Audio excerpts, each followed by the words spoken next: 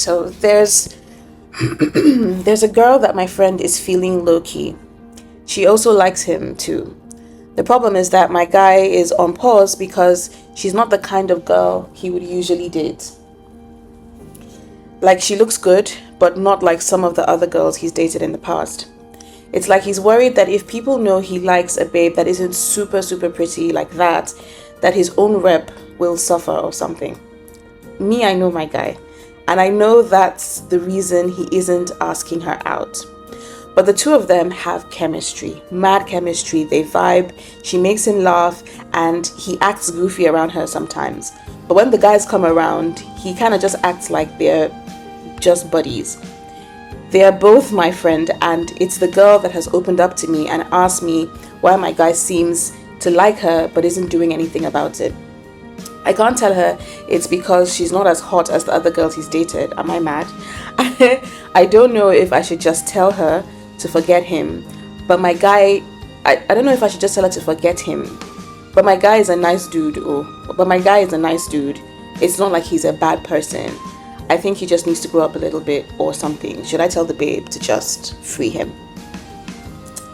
Let's get into today's episode. Does she like me? Was that a date or a hang? Is she single? Wait, what are we? Is it too soon to say I love you? Should I call him now or should I just wait? Maybe I should wait. Wait, should I let her go? Why did he just ghost me like that? Wait, can't we work it out? Is he an F-boy? Is she toxic? We hooked up. Why is he saying we're just friends?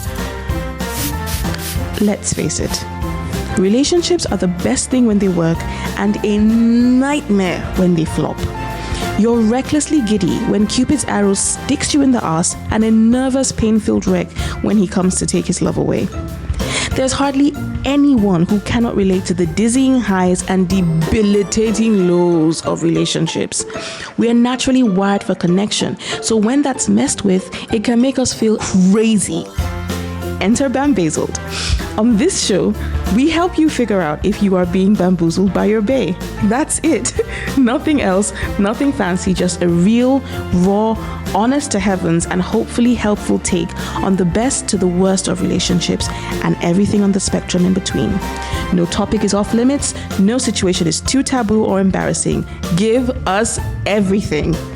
So, if you're wondering if you're being bamboozled by your bae, don't walk, run here.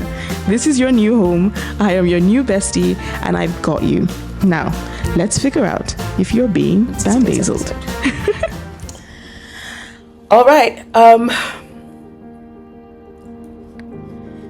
First of all, how's everyone doing? I'm very glad to have you here. I'm very glad to be back here. It's been weeks, and I'm sorry. All right. So, today's episode is called steak, potatoes, and stir-fried veg. So you're hungry, right? You're hungry. Just, we always have analogies because we do analogies on this show. All right. So you're hungry. Like hungry. You need to eat. Your body needs food. It needs nutrition to stay alive, to stay healthy, to stay, functional. And you feel like, you want to eat potatoes, right? Okay. So you go to the supermarket or you go to the store or whatever, and there's two versions of potatoes in the store. A packet of crisps. And right beside the packet of crisps, you've got like the bin of potatoes. Dirty, the spuds, like they've got, some of them even have like growths on them, very not smooth, not neat looking. Potatoes are not very pretty. Let's be honest. Potatoes in Nigeria, the organic good potatoes, they're not very pretty to look at. We all know this. So naturally, if you go to the store and you want potatoes and you see like an organic potato, dirt on it, it's not smooth or whatever, you have that on the one hand, and then you have this processed, clean looking packet of crisps. Remember, you left your house, your stomach said to you, hey, we need to eat, we're hungry, let's go and get potatoes. And you said okay, and then you go to the store and the packet of crisps faster, more convenient, definitely more attractive, definitely stands out more, and definitely requires a lot less work from you to consume it. Something happens a few moments later. You realize, oh, hold on, I had potatoes, but I'm kind of still hungry because I've satisfied my taste buds, but the substance that was required or that's required to actually satisfy my body wasn't there. So just have that in mind. Now, let's say you went and you picked actual potatoes, right? When you bring them back home, there's a process to them. You're not going to take a dirty, unwashed whatever potato and put it in your mouth and chew it. So truly, truly, yes, it's faster and more convenient to eat the crisps. But you've picked up the potato, you come back, there's a process. You have to wash your potatoes. You've got to peel your potatoes. You have to either slice, dice, or whatever your potatoes. You have to boil your potatoes. Now, if you're someone like me who really likes to cook, you boil them a certain way. You boil them with, so I'm not going to tell you guys my secrets, but you boil them with certain spices and you boil them just to the right, the right point where they're not super soft, but they're just getting there. And then you take them off the boil. But that's not where you stop. You still have to roast your potatoes. So the point I'm trying to make is this.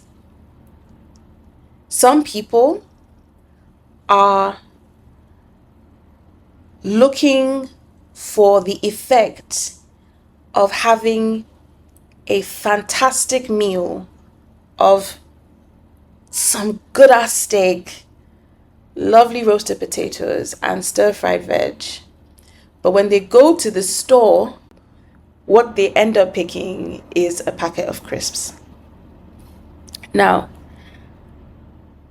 depending on which intro I used for this episode, you have people who say they want a good relationship. They say they want to be happy. They say, they want someone that they connect with. They want something that is whole, that is nourishing to the soul. Because let me tell you something, relationships are like the food for our souls. That's what I believe. I think that the way you eat food to sustain your body and energize your body and heal your body, depending on what you're eating for, it's got there's different functions of food. Relationships are like the food for our soul. And if you keep eating super processed food where all the nutrients have been taken out and some other toxic stuff has been put in, the way that processed food poisons your body is the way that unhealed people poison your soul. It is so important, I think it is so important that we come to a place as young women, as just people, where we are able to make our decision on the man that we're going to be with, on the woman that we're going to be with the end goal in mind. Now, if your heart is hungry and it needs nutrition, needs to be satisfied, how is it that a lot of us are going to the supermarket of life and we see the potatoes, and yes, maybe they don't look as good as the packet of crisps, maybe, but the satisfaction that we will get from going through the process of prepping that potato is worlds deeper, better, more nurturing, more fulfilling than what we would get from the packet of crisps. Do you know how many packs of crisps that you would have to eat to fill you up? the way that having a hearty, well-prepared meal of steak, potatoes, and stir-fried veg would. You do the math. I don't even have to. Like, I don't even, this is like, we don't even have to, you can't compare. Unfortunately, in life, some people are at the stage where they are the packet of crisps. They look good. Oh, they look so good. They are so attractive. They're super beautiful, super hot. So he's like so handsome. He's sexy. He's got a big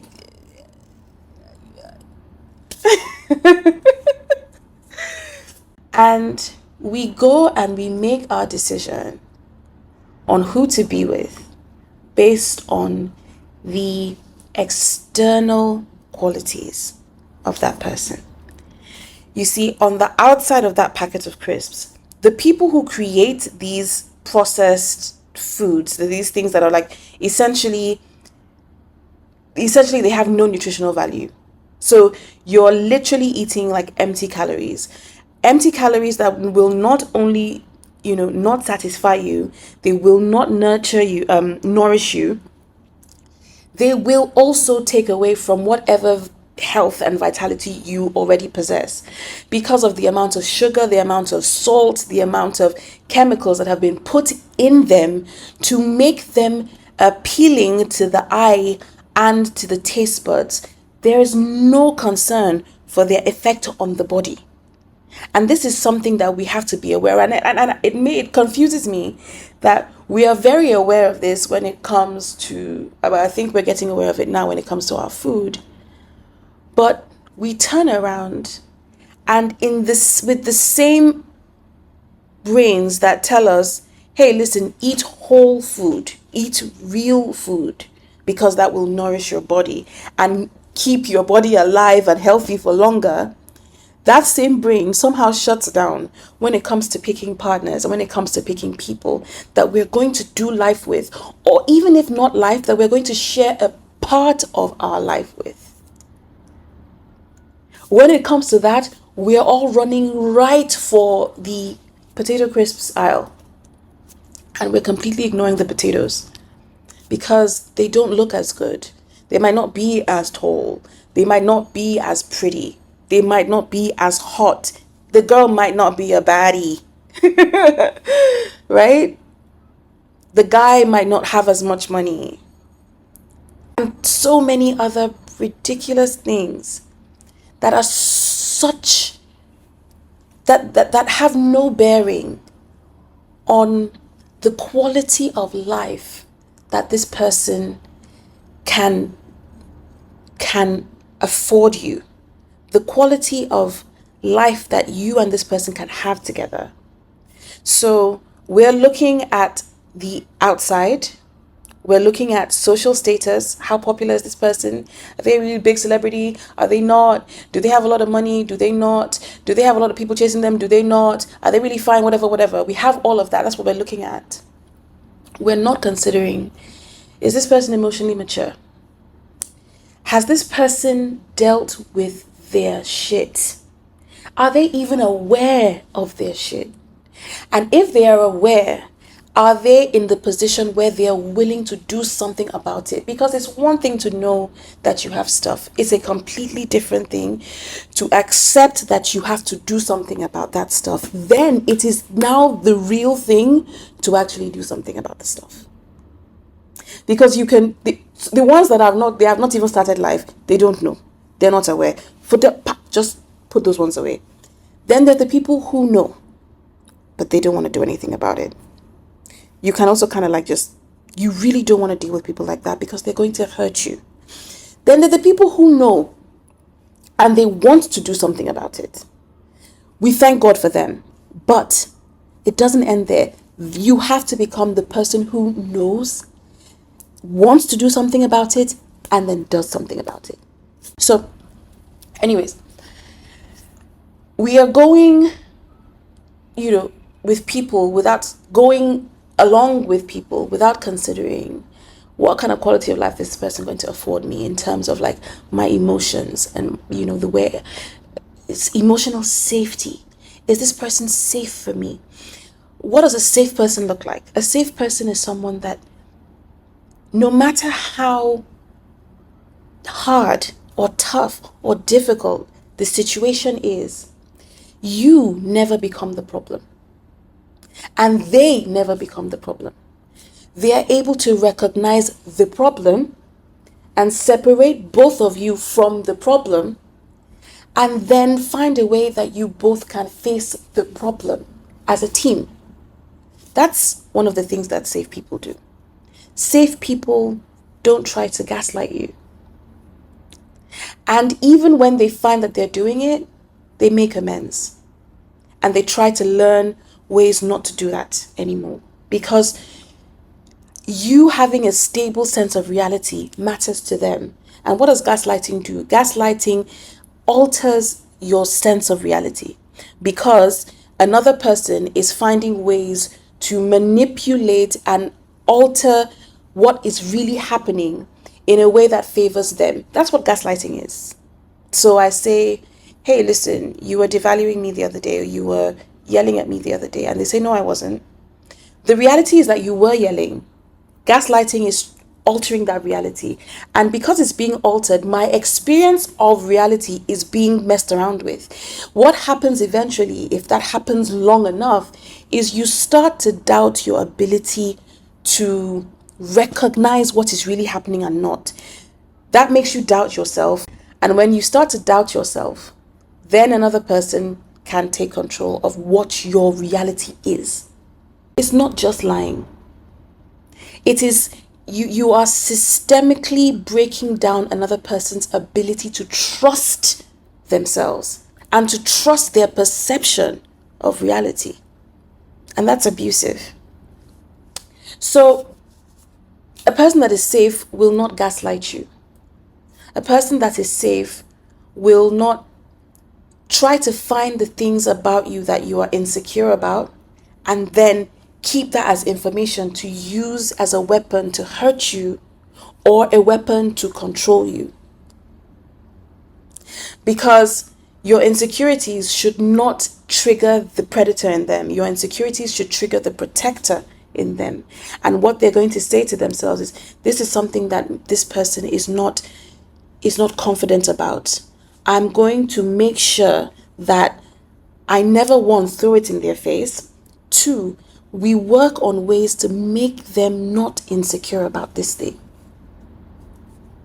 I'm going to make them see themselves the way I see them. As beautiful, as whole, as incredible, as an amazing person. That is what a safe person does with their partner.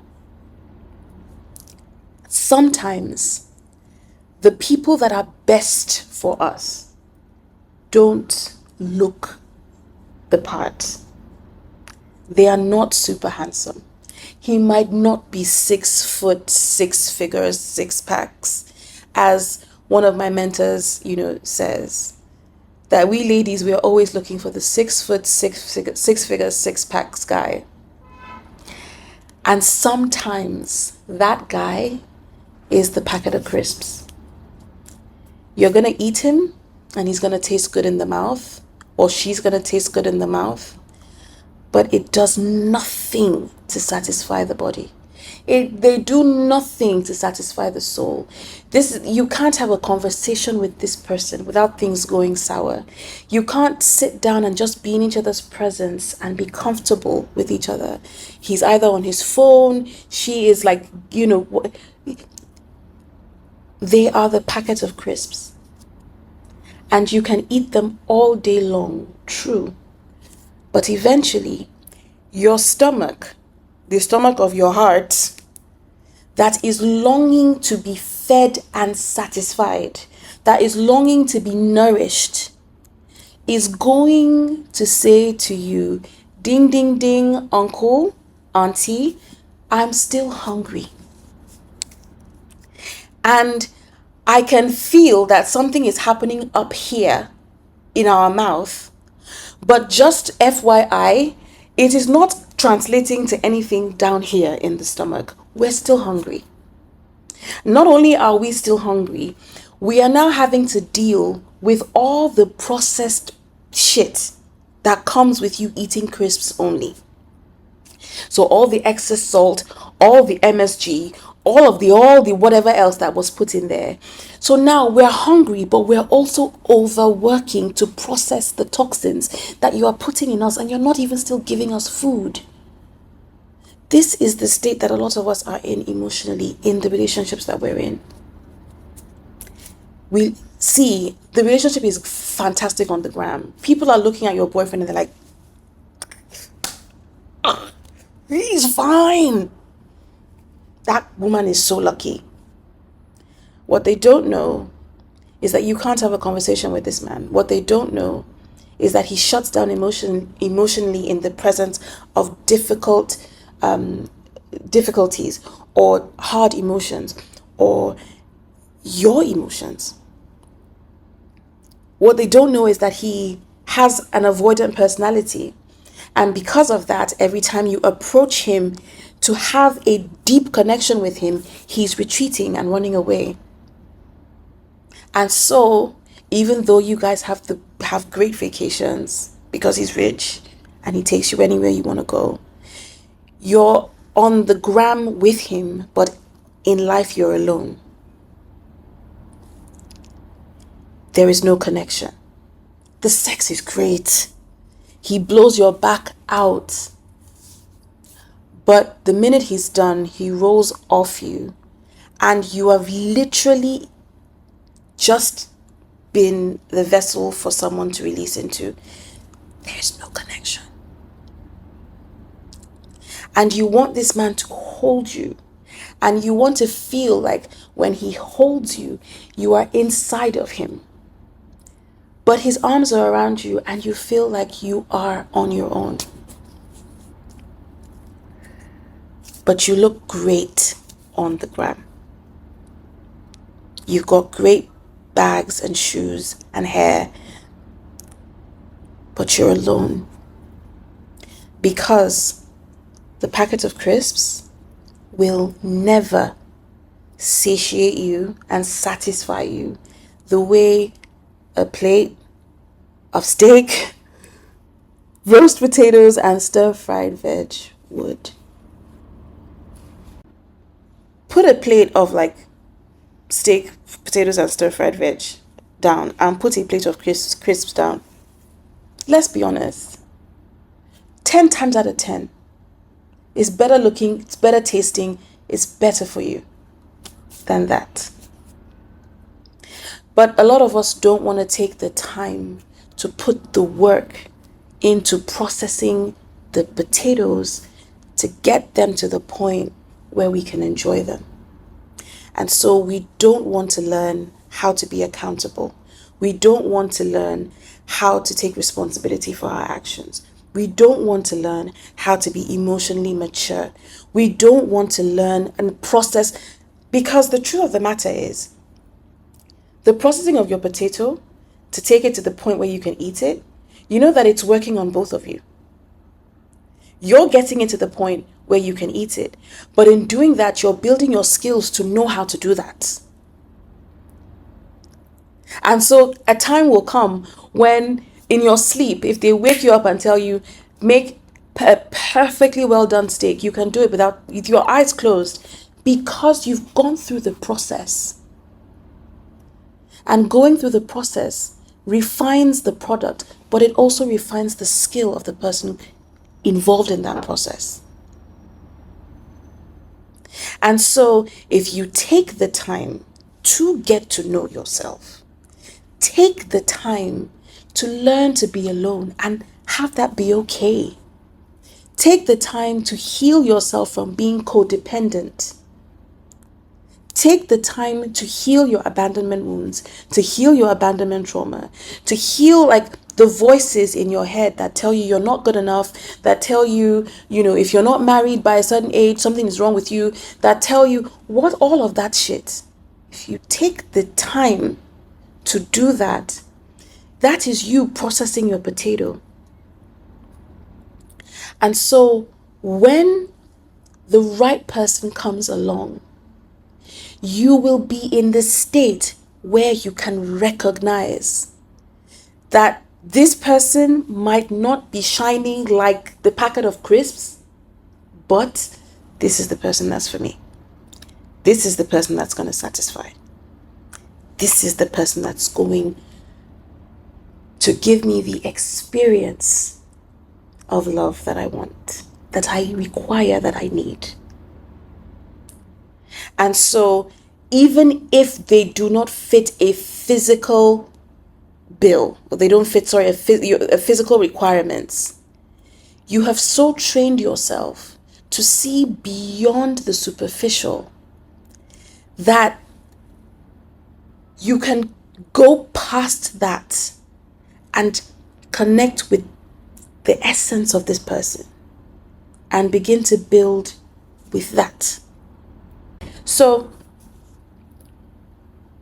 while it would be great if your potato it would be great if your person is beautiful, is handsome, well-spoken, worldly, sophisticated, well-traveled, all of that good stuff. It would be nice if they had some money. It would be nice if they were sexy. What would be better is if this person is healed, if this person is willing to do the work on themselves, which would be an indicator that they would be willing to do the work of sustaining a healthy environment for your relationship with you, because they are the sort of person who would do the work anyway. If they're the sort of person, they're the sort of person who doesn't run away from difficult emotions. They're the sort of person who can lead from a place of love and follow from a place of wisdom, understanding, and softness. If they see you, if they see all of you, the good, bad, and everything in between, and they say, every day, it's you. Every day, even on the days when it doesn't feel like it's you, my choice is you. This sort of person might take a lot more work, because you cannot eat a potato raw. But the work that it would take to come to the place where both of you can eat each other, it would be so worth it in the end. So worth it. Because while some people are struggling with hunger because all they are consuming are crisps that don't satisfy, in that time when they've gone through like 3, 4, 5 packets of crisps, you're still peeling your potatoes. You're still washing your potatoes. And it looks like nothing is happening. It looks like you're crazy. It looks like you're not hungry. You're hungry, oh. You're hungry. But because you have the end in sight, your focus is on the life that you want to create and the life that you want to live for however long you're on this earth for. While they are going through packets of crisps, you are peeling your potatoes. You're washing your potatoes. You're seasoning your potatoes. You're putting them on the stove to boil. You're going to wait for them to boil because they won't boil immediately. You're going to wait. And then you're going to take them off the boil. And you're going to strain them because you can't roast them with the water in it. And you're going to place them on a baking tray or something, or in an air fryer, because that's the life we live right now. And you're going to baste them in like some oil that's got some spices in them and some herbs in them. And that takes time. And you're going to do it one after the other. And you're going to put your potatoes in the oven. And they're going to be there for like 10, 15 minutes. They need to get to the perfect golden brown. But by the time all of this is done and you assemble your perfectly cooked steak, your crisp on the outside, soft and tender on the inside, delicious potatoes, your lovely stir-fried veg. By the time you assemble all of this, the benefits, though they took longer and took maybe a little more work, a lot more effort, the benefits of this, the crisps cannot even stand in the same, they're not even in the same WhatsApp group.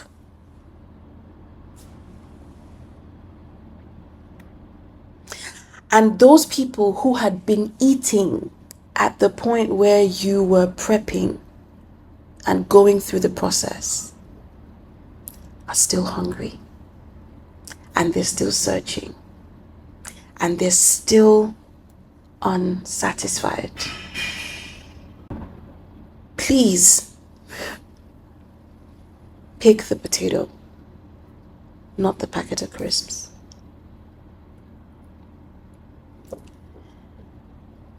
You have no business going for someone because they look good on paper. Because good on paper does not translate to good in experience. Dating is for data collection. You're dating a person to get to know who this person is and ascertain if who they are without your influence, without you trying to change them, without you trying to force them to be who you want them to be, if who they are and what they stand for, what their values are, what their vision is, where they're headed, if who they are aligns with who you are. I didn't say it's the same, I said aligns. Because no matter how we try to, flip this situation with men and women, we need each other. We were created for each other. So don't pick people that other people will approve of. There's some of us that we are stuck in the trap of, I want a girlfriend that all my friends will be like, wow, you got her. I want a guy that all my friends and family will be like, wow, you got him. And it's natural, it's human behavior. We all want the best thing. It's part of our survival instinct. But learn that the best is relative. The concept of the best is subjective. Because the best thing for a fish is water. But the worst thing for a person who can't swim is water. Where one thing thrives, another thing will die. So which one is now the best? Do you see what I'm saying? So the best is relative. And it is relative to who you are as a person. If you do not have the balls to have your own identity and know yourself and accept whoever it is you find yourself to be, you will never be able to curate and harness and take what is the best for you. You will be going after what is the best for other people because your identity is anchored in other people. You have to come into yourself, know yourself, own yourself. This is who I am and I love it. And then you decide what is the best for you. So many of us, we're going after people because we think this person is going to meet the approval of others. And we're missing it. We're going after people because of their social status. And we're missing it. We're going after people because of their physical appearance. He's a tall guy, he's got a good body, he's handsome, he's got great lips, she's got great hips. We're going after people for the things that don't even matter at the end of the day. Let me tell you something. That no matter how beautiful a woman is, no matter how fine a guy is, proximity takes the edge off after a while. The closer you are to a person, the more time you spend with them. The shock of their beauty, the shock of how handsome they are, eventually softens with time because you're so close and because you are so familiar. There's a saying, familiarity breeds contempt. Now, it might not be contempt in this case, but what I'm trying to say is the more you see this person, the more you have seen them. And it is not their looks, their physical looks, that will make you do a double take whenever you look at them. It's not that. After a while, what makes you go, oh wow, see my wife, oof, wow, see my man, is the person that you have gotten to know. It's the person, the soul that you have connected with on the inside. That when you see them 2, 3 years down the line, 4, 5, 15 years down the line, you're like, this woman is fine, Sha. Oh, I'm so lucky that this is my husband, or this is my partner, this is my boyfriend, whatever. Because beauty might not fade. Even though we know it does. But let's say it doesn't fade. Because there's some women that, listen, I've seen some 70-year-old, the women in my family, oh, my grandma, when she was 90, my grandmother, complete hair on her head. Like the woman it was a speck and a half. There are women who their beauty doesn't fade. But at the same time, their beauty cannot be the only thing about them. Because you wake up to this woman's face every day. You wake up to this man's six-pack every day. You wake up to his strong arms every day. You wake up to his 6 foot length, or 6 foot plus length every day. The novelty of it will wear off. What doesn't wear off is the soul of this person, is the heart of this person, is the mind of this person, is this person's ability to love you beyond your faults. It's this person's ability to hear you even when you're not speaking. It's this person's ability to touch you in places that other people cannot, because they've taken the time to learn the map of your entire being. And so they know where to go to find you when other people can't find you. That never wears off. But that cannot be found in a packet of crisps, because they weren't designed to satisfy. They were designed to titillate, not to satisfy. But if you stick with the potatoes, not only will they titillate,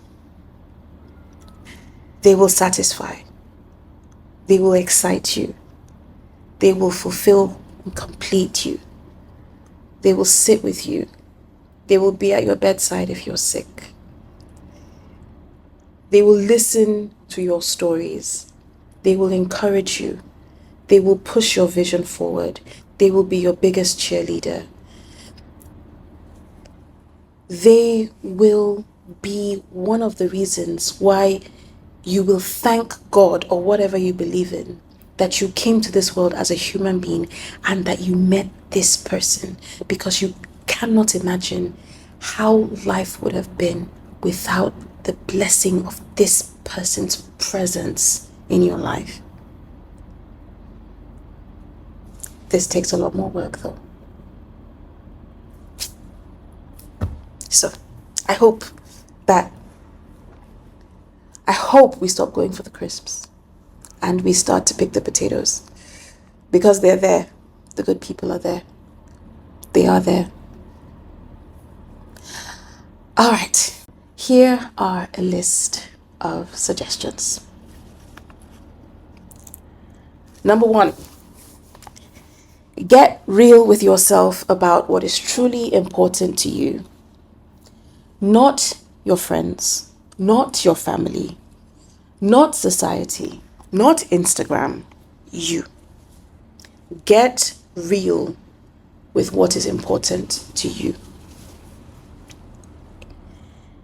If you take the time to know yourself and own and accept yourself, then in that process, you will begin to discover or decipher what is really important. Now, someone like me, for instance, quality time is so important to me. It means the world to me.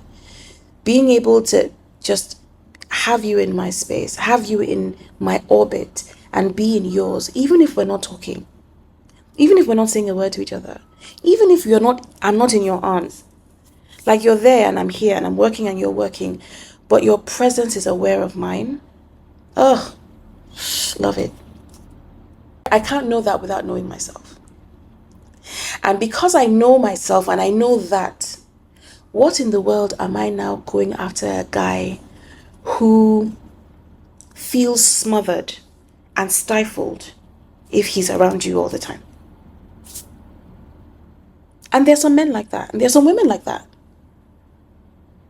But there are also men who want to be around their woman, even if they're not actively engaging with her. They want to know where she is. They want to know if she's safe. They want to know what is happening in the space that she's in, because that is part of their peace of mind.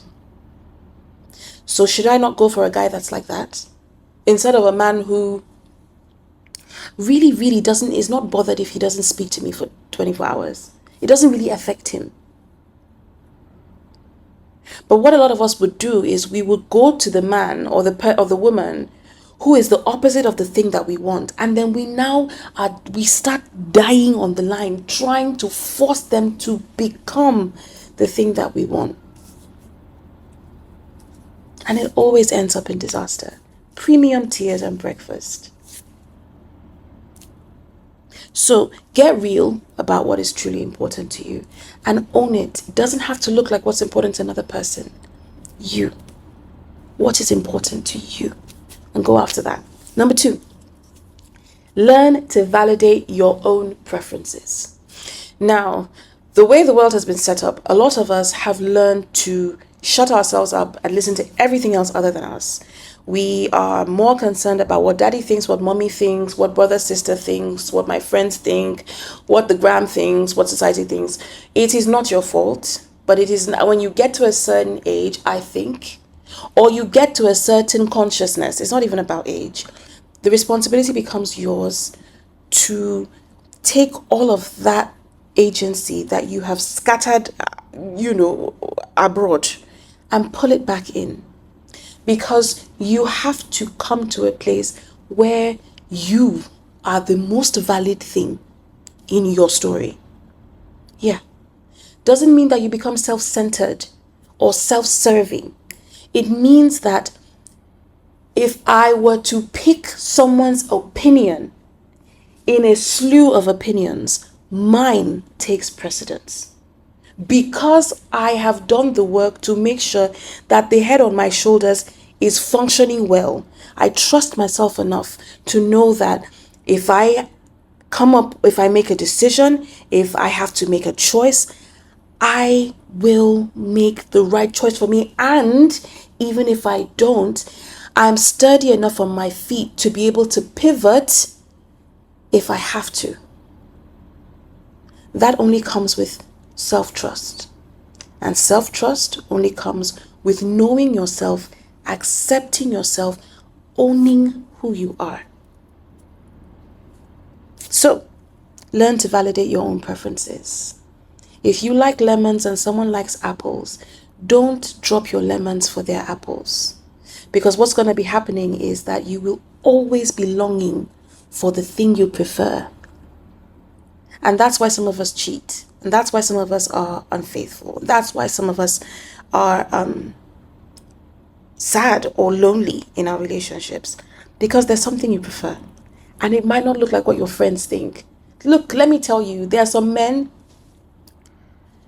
they're dating a woman that looks very good on paper, and she looks really good to all his like guys, but he in his heart, he knows the woman he wants is not this woman. It's not this woman.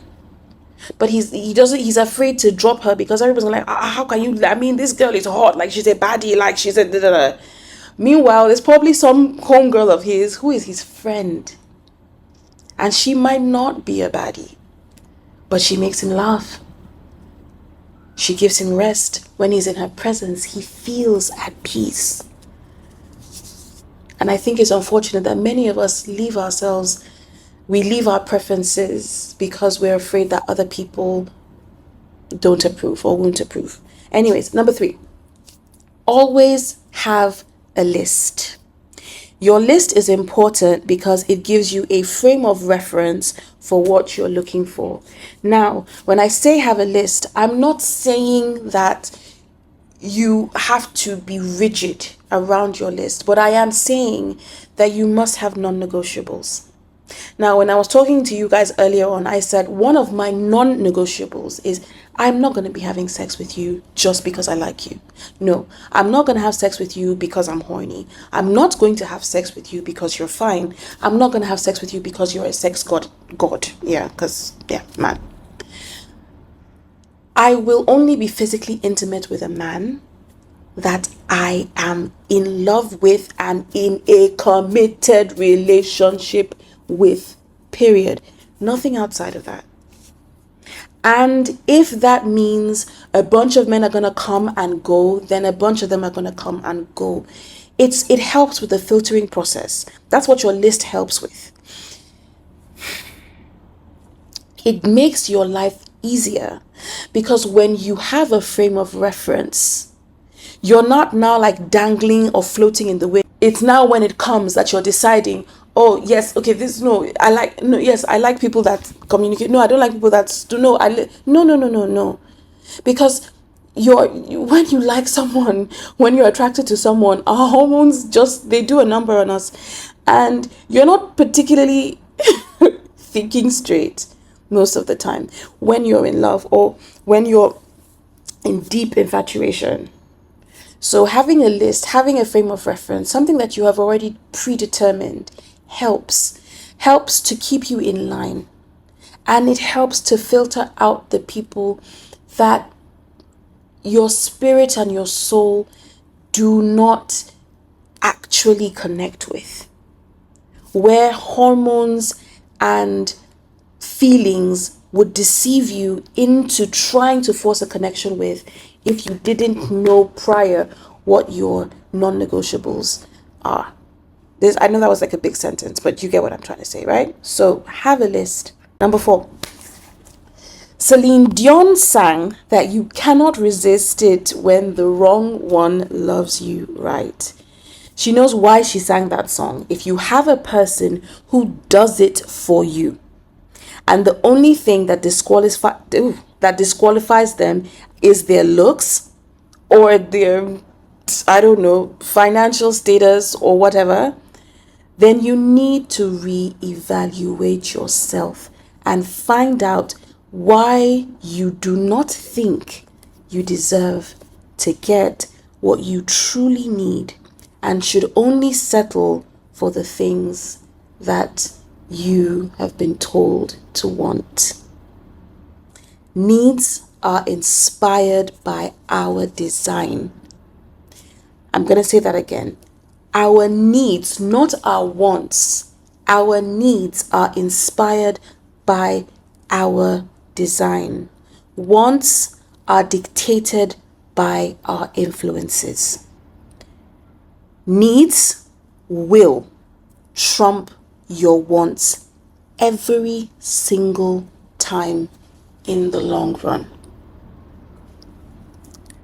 You want the deliciousness of the crisps. You need the nourishment of the steak, potatoes, and stir-fried veg. And needs will always trump wants every single time in the long run, because eventually the hunger will consume you if you do not satisfy it. That's what I mean. So, ask yourself, what state am I in at the moment that is pushing me away from letting myself have what I need? Why am I mortgaging what I need, which, remember, is dictated by how I'm designed, for what I want, which is dictated by the influences that I've had in my life? Knowing full well that your wants consistently change because your influences are consistently changing. And that is why this person won't be enough. And that's why 10 of them won't be enough. Because what you want is consistently or constantly changing. What you need isn't, not really. What we need as human beings, we need air to breathe. That is never going to change.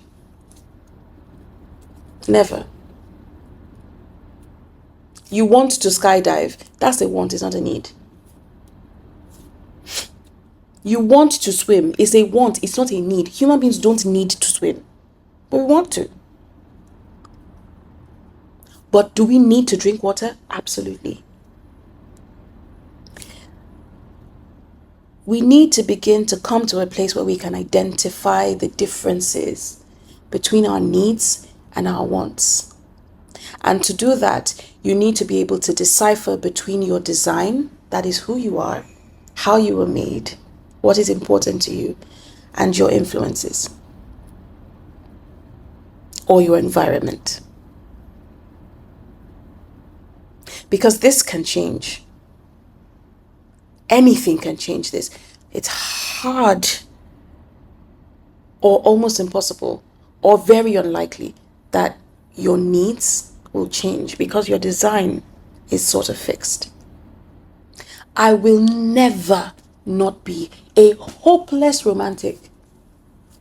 Hopeful. I don't like hopeless, I like hopeful. I will never not be like the lover girl of lover girls. Listen, I cannot be heartbroken enough to change that about me. I was designed to love. Oh, and I love it. Oh, I love that. That's one of the things I love about me the most. That no matter what happens that hurts me, I always bounce back because my design is love. True. So, ask yourself why you don't think you deserve to have your needs met. Oftentimes, it will go back to something in your childhood. I know. It will go to something you've experienced in your life that has reiterated to you over and over and over and over again that you don't deserve to have your needs met. And so that is playing out even in your relationships. And so you will see the potatoes and you will see the crisps. And you know that this is a want, you know that this is a need, and you will go for this. Because that voice inside of your head is telling you, you don't deserve it. You don't deserve it. That's what you need to battle. That's what you need to fight. That's what you need to conquer. Because you do deserve to have your needs met. We all do. That's what I think. All right. Thank you all so very, very much for coming to spend this time with me today. I hope that we can take the time to figure out what we truly need and recognize when it has been given to us or when we've come across it, even if it hasn't been served on the plate or with the packaging that we thought we wanted.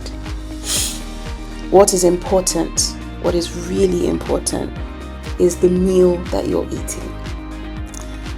I hope today's thoughts have been somewhat helpful for you, and if they have, I ask that you please share them with someone that you think this will be helpful to as well. Thank you. All right, you know what time it is? Sign off with your girl. In life, we can always do better or we can do worse. Let us try to find ourselves in the former more than we are in the latter. Stay safe out there in these relationship streets. Please make sure that you are not bamboozling or being bamboozled by your bae, or your potential bae, or your hopeful bae. I will see you again in the next episode. Until then, please let love guide you always. All right, bye for now.